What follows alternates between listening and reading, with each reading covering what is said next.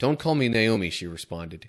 "Instead, call me Mara, for the Almighty has made life very bitter for me. I went away full, but the Lord has brought me home empty.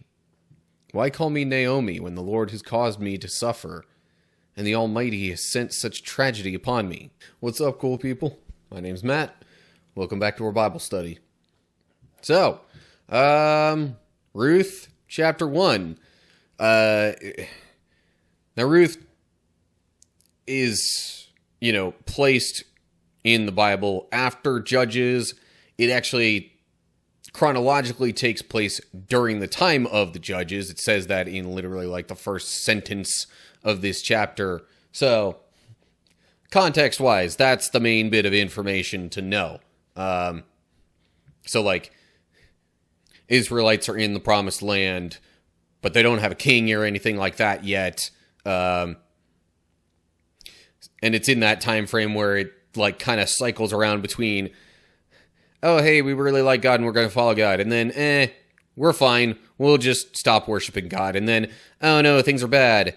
God, help us. And then they get helped. And, all right, hey, we like God again. So in the midst of that whole cycle of Judges, this stuff happens. But context-wise, I don't think there's too much else that really needs to be considered for this. So, let's have a look-see here at Ruth chapter 1. In the days when the judges ruled in Israel, a severe famine came upon the land. So a man from Bethlehem in Judah left his home and went to live in the country of Moab, taking his wife and 2 sons with him. The man's name was Elimelech, and his wife was Naomi. Their 2 sons were Mahlon and Chilion. They were Ephrathites from Bethlehem in the land of Judah, and when they reached Moab, they settled there. Then Elimelech died, and Naomi was left with her 2 sons. The 2 sons married Moabite women. One married a woman named Orpah, and the other a woman named Ruth. But about 10 years later, both Mahlon and Chilion died.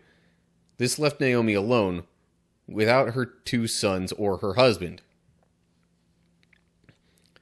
Okay, so let me just say, when it says it left Naomi alone, like, not really alone, but she then was the only actual, like, Israelite left in her immediate family circle. Because no sons, no husband, and they were, I guess, the only immediate family that had left and gone to Moab. But, yeah, whole bunch of kind of just bad circumstances piling on top of each other for Naomi here. Because the only reason they left Israel in the first place was because of a famine. And then her husband dies, then her sons die. So basically it's her and her daughters-in-law, as far as what we've read here and who's still alive. Alright, verse 6. Then Naomi heard in Moab that the Lord had blessed his people in Judah by giving them good crops again.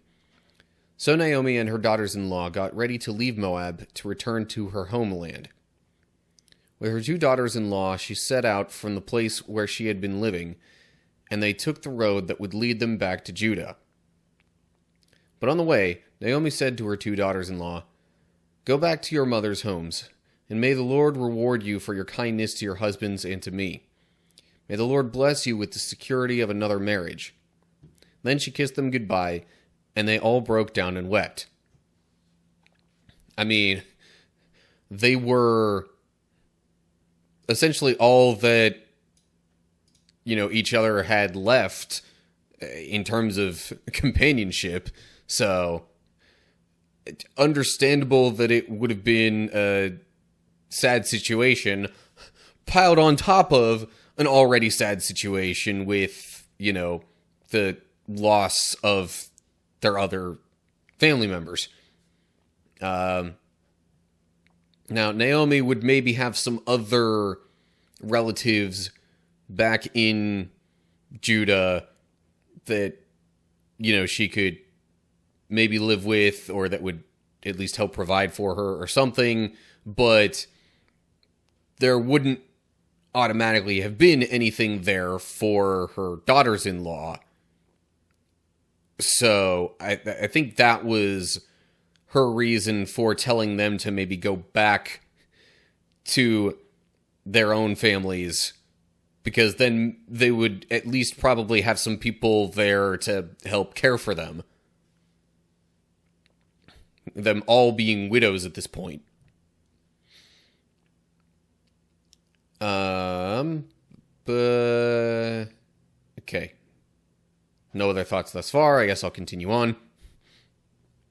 Verse 10. No, they said. We want to go with you to your people. Okay. Let's see why they thought that, maybe. But Naomi replied, why should you go on with me? Can I still give birth to other sons who could grow up to be your husbands? No, my daughters, return to your parents' homes, for I am too old to marry again. Even if it were possible, and I were to get married tonight and bear sons, then what? Would you wait for them to grow up and refuse to marry someone else? No, of course not, my daughters. Things are far more bitter for me than for you, because the Lord himself has raised his fist against me.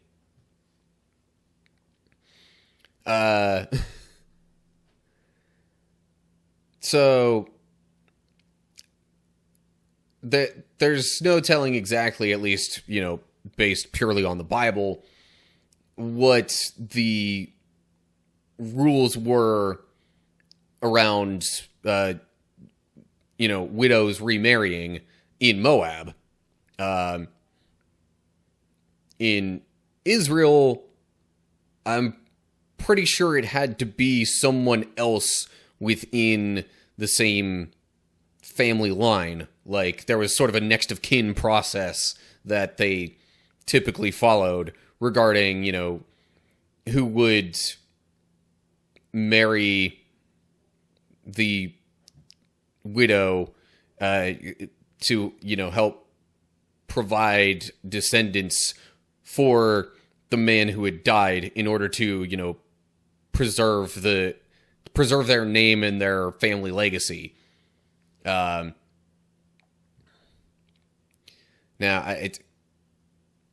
with that in mind, assuming Naomi was aware of that, it makes all the more sense why she would have wanted them, her daughters-in-law, to go back to Moab. Because, who else was there? It mentions no other, it doesn't mention Elimelech having any brothers. It doesn't mention, who else might have been the next of kin, so to speak. Plus, it definitely didn't state Elimelech having any other sons that they could have married. If he did, they would have already been there with them in Moab, in all likelihood. So, the next of kin process then gets all the more complicated. And again, not knowing for sure what the procedure might have been in Moab, it might have been just all around easier for them to, find new husbands in Moab. It's understandable that they don't want to leave because she's basically all that they have left. But,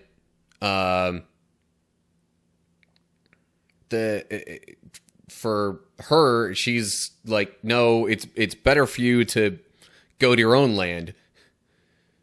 Because, I'm not going to be able to provide any...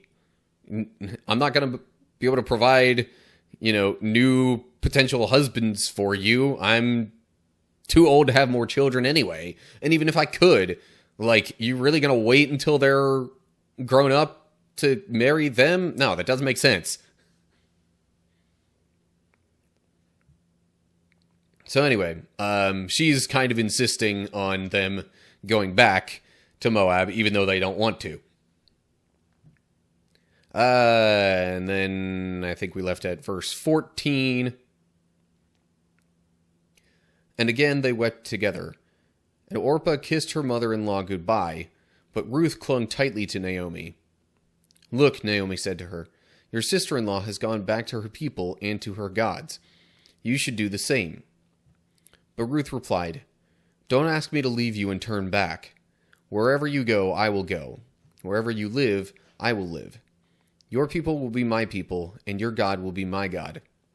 Wherever you die, I will die, and there I will be buried. May the Lord punish me severely if I allow anything but death to separate us. When Naomi saw that Ruth was determined to go with her, she said nothing more. Okay, so Orpah has decided to go back to Moab. Ruth insists on staying with Naomi, though. So that means she will then be moving to and living in Israel. And yeah, it's with all that she said there in verses 16 and 17, it's pretty obvious she's determined to stay no matter what.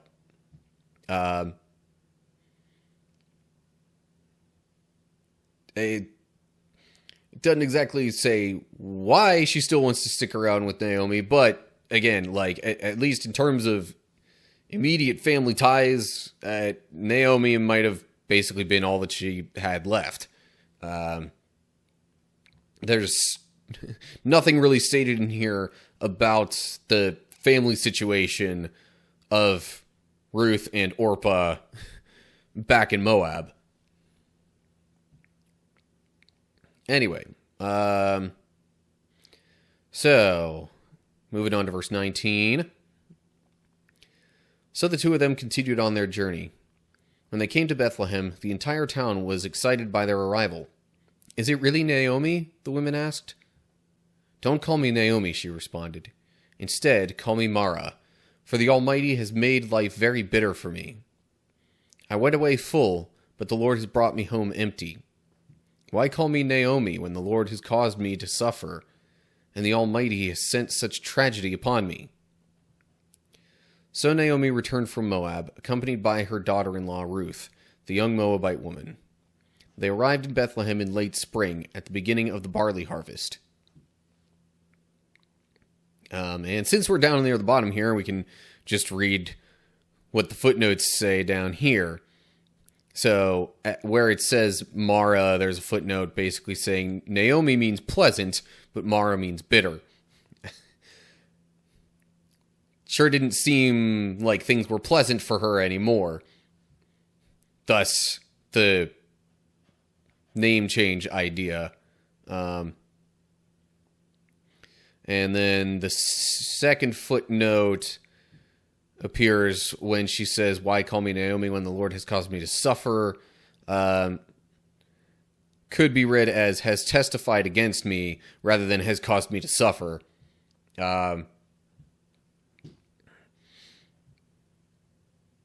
Who exactly the Lord would be testifying to, but, it's still a similar idea, that basically it seemed like God was against her.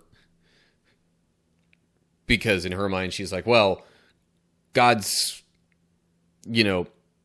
caused or at least allowed all this suffering in my life. Clearly he's got a problem with me. So, yeah, that's kind of where we leave things off with Ruth chapter 1.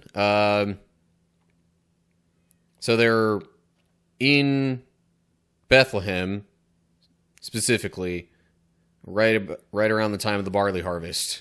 And that'll be kind of relevant information for the next chapter. So, keep that in mind as we progress.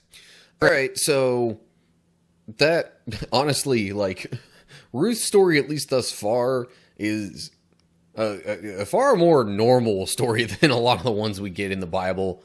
And kind of a more sentimental one, too. But, anyway, so we've got Ruth and Naomi in Bethlehem at the end of this, right around the time of the barley harvest, apparently. And honestly, that's, for the most part, just relevant to what happens next in the story. But,